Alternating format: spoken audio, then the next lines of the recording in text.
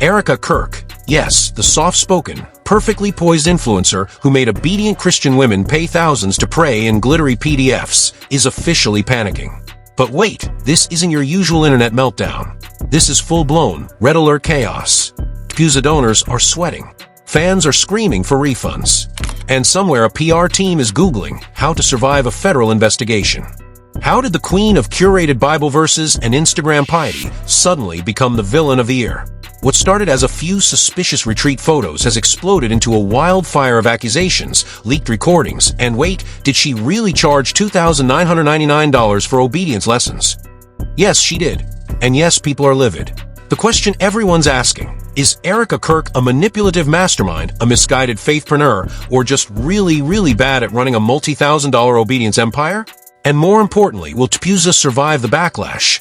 Or is this the beginning of a holy scandal that will shake the conservative influencer world to its core?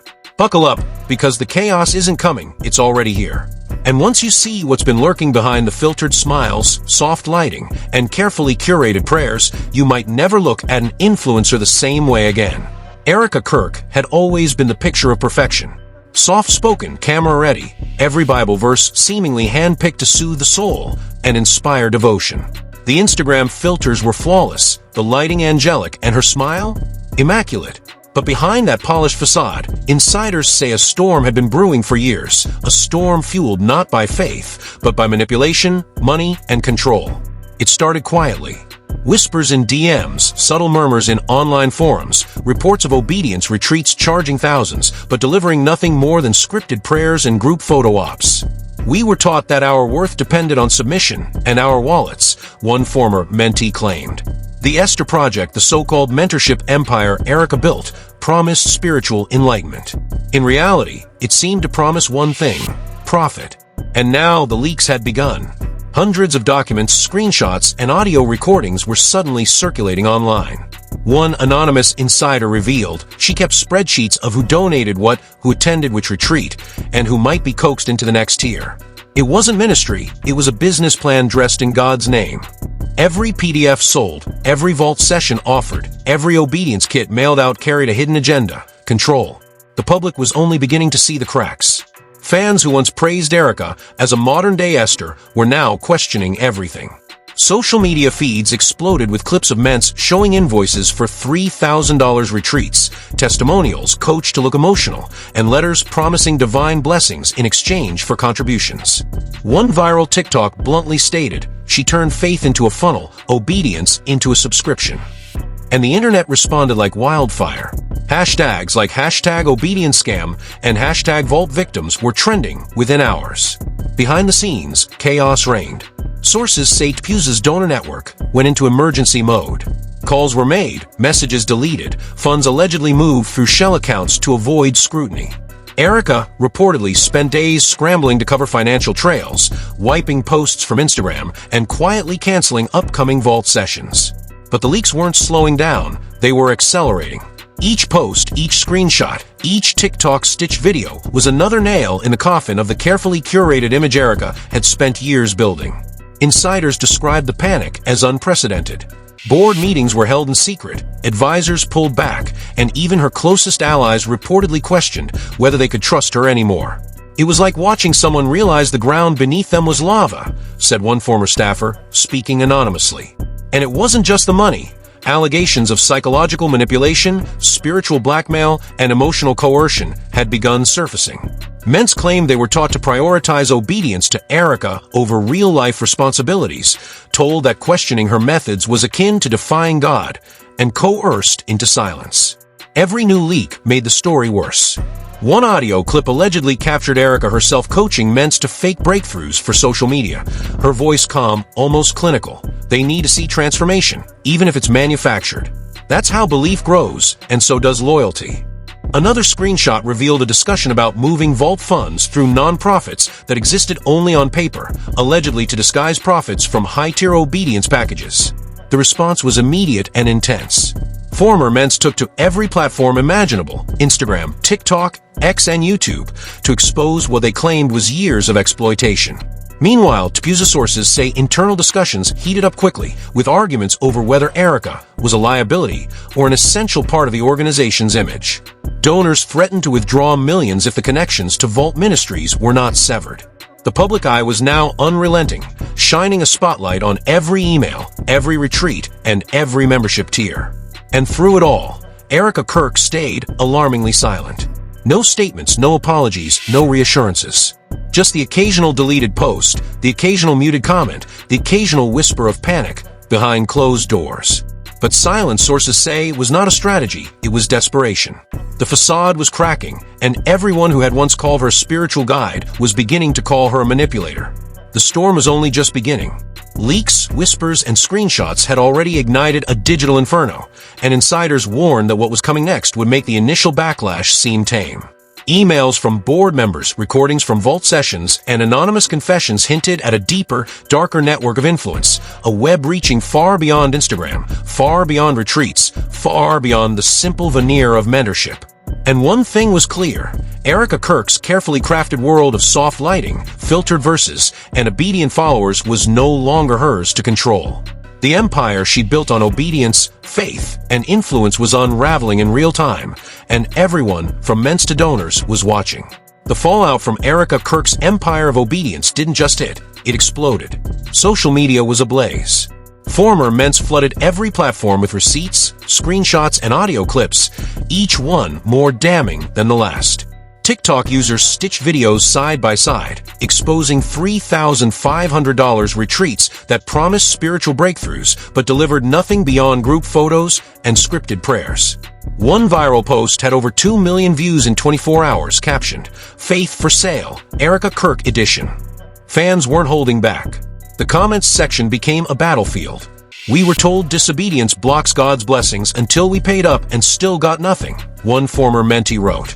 Another posted a leaked PDF from a high-tier Vault session, highlighting a prayer kit that included a glittery journal, a recycled sermon, and a personalized thank you card. It was priced at $400. People went nuclear. Meanwhile, TPUSA insiders were scrambling. Donors demanded explanations. Staffers leaked internal messages describing frantic board calls. One alleged text read, "Erica's obedience model is essential to our branding. But if this blows up, we lose millions overnight." Panic spread faster than wildfire. Emails were allegedly being deleted, Vault sessions quietly canceled, and payment portals mysteriously vanished. Every move Erica made seemed calculated, but too late. The internet was already watching. Anonymous whistleblowers revealed that some of Erica's faith-based nonprofits, like the Kingdom Women's Council and Divine Order Ministries, were allegedly just shell organizations funneling money into Vault Ministries. Reports suggested donations, supposedly meant for community programs, were rerouted into her personal empire. And the claims didn't stop at finances. Leaked audio captured Erica, instructing ments to gaslight friends who questioned her methods, equating doubt with spiritual failure. One viral clip played over 1.5 million times in less than 24 hours. "Those who leave Vault are blocking their blessings. Cut them out, they're poison."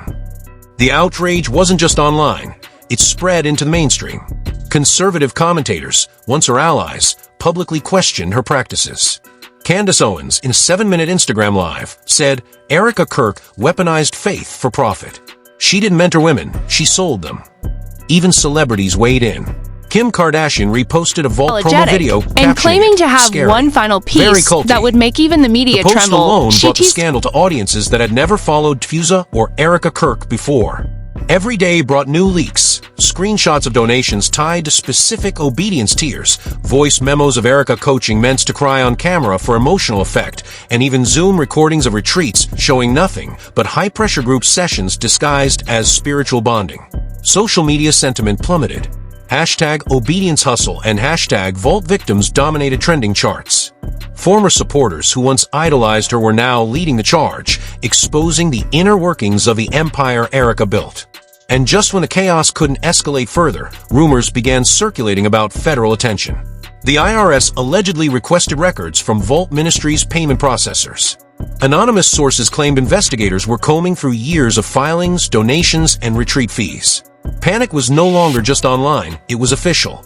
Erica Kirk's polished world of Instagram-worthy piety was crumbling, and with it, her influence, her empire, and possibly her freedom. The lines between spiritual guidance, financial exploitation, and outright fraud were blurring, and the public wasn't letting Erica or TPUSA off the hook. Every screenshot, every viral video, every leaked voicemail pushed the story from a social media scandal to a national controversy. And for Erica, there was nowhere to hide. And just when Erica Kirk thought she could ride out the storm, the hammer dropped. TPUSA officially distanced itself, unfollowing her across all platforms. The same organization that once flaunted her as the face of faith-driven influence suddenly declared, Erica Kirk has no formal role in leadership. We do not condone manipulation or financial exploitation. That single click sent shockwaves, millions in funding threatened, bore members scrambling, and Erica, for the first time, utterly exposed. Federal scrutiny intensified. Rumors of an IRS investigation turned into hard whispers of subpoenas. Vault Ministries payment processors were reportedly contacted, tracing every retreat fee, obedience kit sale, and elite Vault subscription. Sources allege the audits weren't just financial, they were psychological too. Government officials reportedly requested emails, internal meeting recordings, and even mentee communications to investigate potential fraud, tax evasion, and spiritual coercion. The betrayal cut deeper than any public backlash. One of Erica's closest Vault ments, Claire, released a tearful confession video that went viral overnight. She revealed that testimonies were scripted, spiritual breakthroughs coached, and obedience enforced through emotional manipulation. "I thought I was being mentored," Claire said. "I was being controlled. Every hesitation was labeled sin, every question rebellion." The clip ignited yet another wave of outrage, this time crossing the line from scandal to moral condemnation. Meanwhile, former interns, staffers, and anonymous insiders flooded platforms with receipts, screenshots, and leaked internal chats. One particularly damning screenshot allegedly showed Erica bragging about using donations to influence key conservative donors and maintain leverage over campus events. Social media went into meltdown. TikTok stitched videos piled on one another.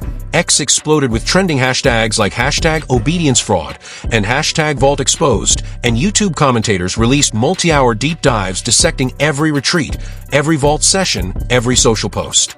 Even mainstream media jumped in. BuzzFeed, Vice, and the Daily Beast ran explosive features, while CNN named Erica alongside televangelist scandals, calling Vault Ministries a marketing funnel dressed as ministry. Public outrage became a tidal wave. Brands dropped sponsorships, speaking engagements were canceled, and loyal followers scrambled to delete Vault-related posts, rewrite bios, and distance themselves from the crumbling empire. And just when the story seemed saturated with betrayal, the ultimate revelation hit. A second, previously unreleased Vault recording surfaced. In it, Erica admitted to faking spiritual experiences for dramatic effect, hand-picking ments based on susceptibility, and intentionally creating confusion to heighten dependence. "I give them identity. They pay for it. They don't want freedom. They want to be told who they are. And I give it to them," she said, chillingly calm. That single line turned Erica from manipulative influencer to a strategic architect of psychological control, and viewers everywhere recoiled. By now, the empire Erica built on obedience, soft lighting, and filtered Bible verses was crumbling faster than anyone could track. TPUSA's public distancing, the federal investigations, and viral social media evidence left Erica isolated. No husband support, no PR shield, no loyal board. Yet whispers persist. She isn't gone.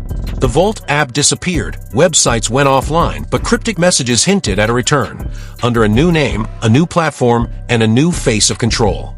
One message, left on a black and white screen moments before her site vanished, read simply, "You think this ends me? Obedience is dead, but my influence is just beginning." And just like that, the story didn't end. It transformed. From scandal to national controversy, from social media outrage to federal investigation, Erica Kirk had proven one terrifying truth.